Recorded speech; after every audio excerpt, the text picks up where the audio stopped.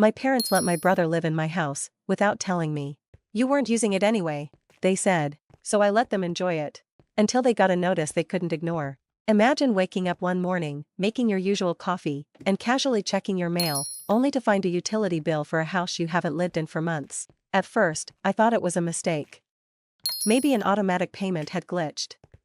But as I scrolled through my emails, I saw something even worse, a notice from my homeowners association about unauthorized occupants living in my house. That's when the realization hit me like a truck. Someone was living in my house. I immediately grabbed my phone and called my parents, confused and panicking. I had moved out for work and left the house empty, but it was still mine. No one was supposed to be there. And that's when they said it, so casually, like it was no big deal. "Oh, your brother's been living there. We thought you wouldn't mind. You weren't using it anyway." Excuse me? I wasn't using my own house, so they just gave it away? I could feel the rage bubbling up in my chest as my mom went on and on about how he needed a place to stay, and family helps family, and I was being selfish for making a fuss. But here's the thing, they never even asked me. They just handed my house over like it was some spare bedroom they could loan out. I was livid. But instead of blowing up on the spot, I took a deep breath and decided to let them enjoy it for a little while longer. Because what I did next, they never saw it coming. To really understand how messed up this situation was, let me take you back to how I even got the house in the first place. I bought the house 3 years ago, right after landing a well-paying job in a different city. I had spent years saving every extra penny, skipping vacations, and working long hours to afford it. It wasn't a mansion, but it was mine, my first big achievement as an independent adult. At the time, my parents seemed proud of me. They even came to see the house and gushed about how I had done so well for myself. But looking back, there were some red flags even then. Growing up, it was always clear that my younger brother, Matt, was the favorite. If Matt got in trouble at school, it wasn't his fault. If Matt needed money, my parents handed it over without question. If Matt messed up and needed a bailout, they were there in an instant. Meanwhile, I was always expected to be the responsible one. The one who worked hard, made smart choices, and didn't ask for help. So, when I bought my house, I thought it was finally a win for me. Proof that all my hard work had paid off. What I didn't realize was that in my parents' eyes, my success wasn't just mine, it was something that should be shared with Matt. At first, it was little things, comments like, "You're doing so well, maybe you could help your brother get on his feet. Matt is struggling, you know. Not everyone has things as easy as you." Easy? I worked my ass off for everything I had. But I bit my tongue and ignored it. Then, last year, my job required me to move temporarily for a big project. The house would be sitting empty, so I figured I'd keep it for when I returned. I locked it up, made sure everything was secure, and left. At no point did I offer it up as a free Airbnb for my family. For the first few months, everything seemed fine. I was busy settling into my temporary place, and I wasn't really thinking about the house. Then, the first sign of trouble came in the form of a water bill. Now, I had already turned off all the utilities except for basic maintenance, so the bill should have been next to nothing. But instead, it showed high usage, like someone was actively living there. At first, I thought maybe there was a leak, so I called a plumber to check it out. That's when I got the second sign. The plumber called me back and said someone answered the door. Someone was inside my house. At this point, alarm bells were ringing in my head. I knew I needed to find out what was going on, so I checked my security cameras. Sure enough, there were people going in and out of my house, and one of them was Matt. I was in complete disbelief. I immediately called my parents, and that's when the truth came out. My mom, in her usual dismissive tone, just brushed it off like it was nothing. "Oh, your brother needed a place to stay, and you weren't using the house anyway. It would have been a waste to let it sit empty." A waste? I was fuming. They had moved Matt into my house, without even asking me. And the worst part? They actually thought they were entitled to it. I could feel my blood boiling as they tried to justify it. "It's just temporary. You're being selfish. He's your brother, family helps family." But this wasn't helping, this was stealing. I wanted to go nuclear right then and there, but I stopped myself. Instead, I calmed down, took a deep breath, and decided, fine. If they want to live in my house without my permission, then I was going to make sure they regretted it. And trust me, they never saw what was coming next. I didn't wait. The moment I got off the phone with my mom, I drove straight to my house, or at least, what used to be my house. As I pulled into the driveway, I saw my brother's car parked outside like he had been living there for years. That was my final confirmation. This wasn't some temporary solution. This wasn't a mistake. They had fully moved him in without telling me. I slammed my car door shut and marched up to the front door. I didn't bother knocking. This was my house. I walked right in, and there he was. Matt. Sitting on the couch, feet propped up on my coffee table, TV remote in hand, eating takeout like he owned the place. The moment he saw me, he froze. Hey, he said awkwardly, his mouth half full. I didn't waste time. What the hell are you doing in my house? His face turned red. He fumbled with the remote before setting it down. Mom and Dad said it was okay. They said you weren't using it, so. I cut him off. So you just moved in? Without even asking me? Without even thinking that maybe, just maybe, I had a right to know? Before he could say anything else, my parents walked in from the kitchen. Oh, for God's sake, don't be dramatic, my mom huffed, as if I was the one making a scene. My dad crossed his arms, already on the defensive. We didn't think you'd mind. You weren't living here, and Matt needed a place to stay. It just made sense. Made sense to who? I snapped. You don't get to just decide that my house is up for grabs, because I'm not physically in it. Matt shifted uncomfortably on the couch. I turned back to him. And you, did it even cross your mind that this isn't yours? That maybe I had a reason for leaving it empty?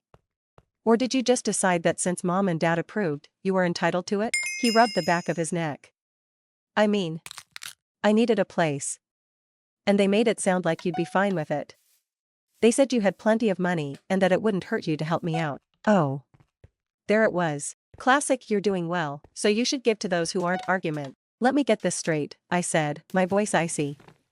You think that because I worked my ass off, saved my money, and bought a house, that somehow means I should just hand it over? Matt looked away, guilty, but not guilty enough to get up and leave. Mom sighed, rubbing her temples like she was the victim here. You're being so selfish. He's your brother. Family takes care of family. And you weren't even using it. It was just sitting there, empty. What kind of person would let their own brother struggle while they hoard a house they don't even need? Oh, they were really pulling out all the manipulation tactics now. Gaslighting? Check. Guilt tripping? Double check. Making me the villain for setting boundaries? Bingo. I let out a bitter laugh. Wow. You actually think you're in the right here. My dad, who had been silent until now, finally spoke. Look, this doesn't have to be a big deal. We'll make it official if that makes you feel better. We'll put him on the lease or something. I turned to stare at him. Lease? Dad, there is no lease, because this is my house. You don't have the authority to put him on anything, he shrugged. Well, it's a bit late to kick him out now, don't you think? It would be cruel to just throw him onto the street. Oh, they were good. Very good. Turning it around, making it seem like I was the bad guy if I demanded what was rightfully mine. I looked at Matt again. How long have you been here? He hesitated. A few months. Months. They had let my brother live in my house for months, without telling me. I was so angry, I could barely see straight. But I wasn't going to yell. No, I wasn't going to give them the satisfaction of making me the crazy one. Instead, I took a deep breath and smiled. Fine, I said, suddenly calm. You want to live here? Okay. They all looked at me, confused by my sudden shift in tone. I won't kick Matt out, I continued, keeping my voice even. I'll be the bigger person. You're right, family helps family. My mom visibly relaxed, thinking she had won. That's what I was trying to tell you, she said, shaking her head like I was being difficult. You'll see, this will work out for everyone. I just smiled again. Yeah. I think you're right, 'cause, see, they thought I was giving in. They thought I was accepting this. But what they didn't know, I had no intention of letting this slide. I wasn't going to argue with them anymore. I wasn't going to keep wasting my breath trying to reason with people who clearly had no respect for me or my property. No. Instead, I was going to make sure they regretted every second of taking advantage of me. And what I did next, they never saw it coming. I left that house without another word, but in my mind, the plan was already forming. They thought they had won. They thought they had guilt-tripped me into accepting their betrayal, but what they didn't know was that I wasn't going to fight them directly. I was going to let the system do it for me. The first thing I did?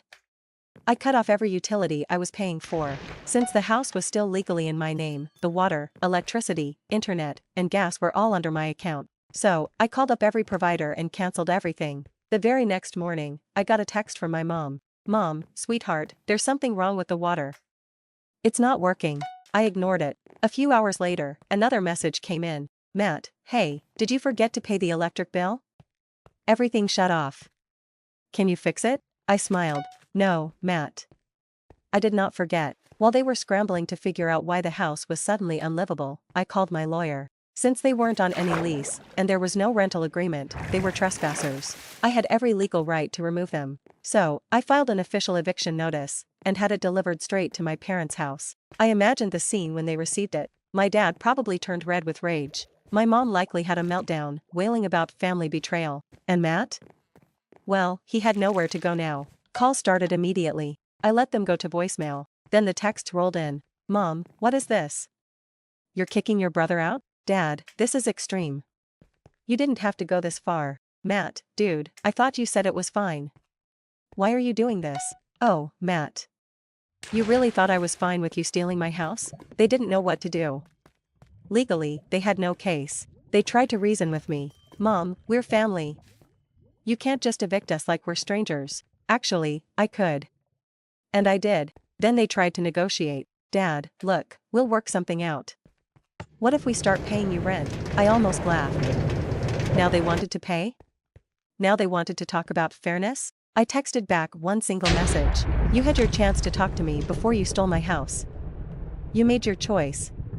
Now live with it. And just like that, I was done responding. I gave them 30 days to vacate, but as the deadline approached, they still hadn't left. So, I took it one step further. I called the police and reported them for trespassing. I had the locks changed. I hired a cleaning crew to clear out every single thing they had moved in. And the day the deadline hit, I showed up with a locksmith and 2 police officers. Matt was standing in the doorway, looking defeated. Matt, I don't have anywhere to go. I didn't even feel bad. Not my problem. My mom was crying, clutching my dad's arm. Mom, you really don't care what happens to your family? I looked at her, really looked at her. The woman who raised me, who spent years treating Matt like a prince while I was expected to fend for myself. The woman who betrayed me without a second thought but now wanted sympathy. No, I said. I care about the family that respects me. And clearly, that's not you. And with that, I walked away, leaving them standing outside my house, with nowhere to go. They tried everything to get back in my good graces. Apologies? Fake. Excuses? Laughable. Guilt trips?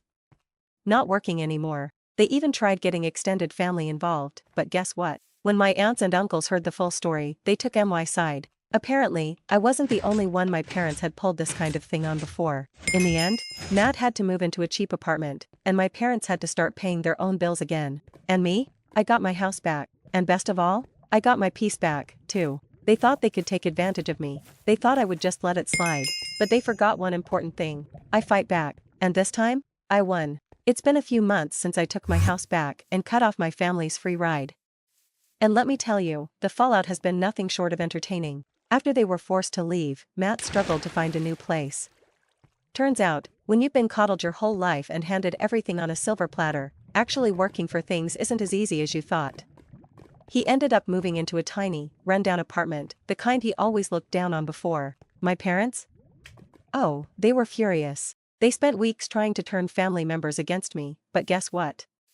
It backfired. When they told everyone I had heartlessly kicked out my own brother, they conveniently left out the part where they had stolen my house behind my back. But when people heard my side of the story, they were disgusted. Aunts, uncles, cousins, all of them took my side.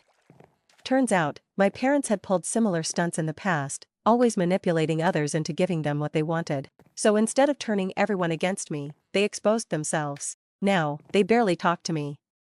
And honestly, I don't miss them. They still think they were entitled to my house. They still believe they did nothing wrong.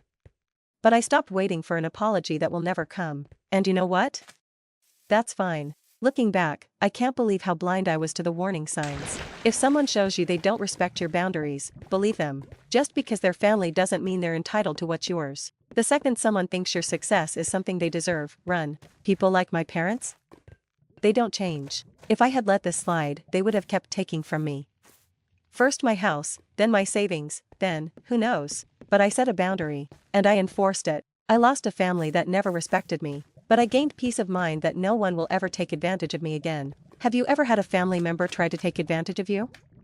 Did they guilt trip you into helping them even when it wasn't fair to you? How did you handle it? Let me know in the comments. I read every single one. And if you enjoyed this story, don't forget to like, subscribe, and hit that notification bell for more shocking real-life stories. Until next time, stand your ground, set your boundaries, and never let anyone take what's yours.